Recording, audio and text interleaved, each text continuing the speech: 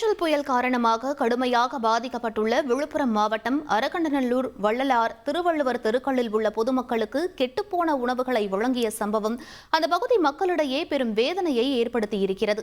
இந்த சம்பவம் குறித்து பேரூராட்சி ஊழியரிடம் கேட்டபோது உணவுகள் அனைத்தும் விழுப்புரம் மாவட்டம் அரசு பகுதியில் மொத்தமாக தயாரிக்கப்பட்டு அனுப்பப்படுவதாக தெரிவித்தனர். எந்த பொருளுக்கு எதுவுமே எங்களுக்கு கவர்மெண்ட்லேருந்து எந்த பொருளும் வரல. இந்த ஐயா அறிவித்த பணமும் வரல. எங்களுக்கு எந்த ஒரு அரிசி பருப்பும் வரல. 3 வேளை சாப்பாட்டில் கேட்டோம்னாக்கா காலை சாப்பாடு 12 மணிக்கு வருது, மதிய சாப்பாடு 4 மணிக்கு வருது, ராத்திரி 11 மணிக்கு வீடை தட்டி இந்த கதவை தட்டி கொடுக்குறாங்க ஜனங்க. அதெல்லாம் கேட்டோம்னா ஊசை நாத்தம் நல்லா இல்லை.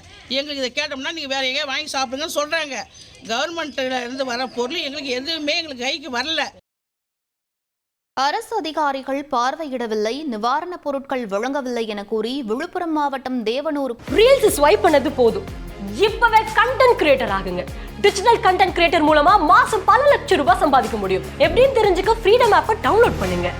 புதுநகர் பொதுமக்கள் சாலை மறியல் போராட்டத்தில் ஈடுபட்டனர். மழை வெள்ளத்தால் பாதிக்கப்பட்ட மக்கள் வேட்டவளம் சாலையில் 1 மணி நேரமாக சாலை மறியலில் ஈடுபட்ட மக்களிடம் அங்கு வந்த போலீசார் மற்றும் ஊரக வளர்ச்சி அலுவலர்கள் பேச்சுவார்த்தை நடத்தினர். இதையடுத்து சாலை மறியல் கைவிடப்பட்டது.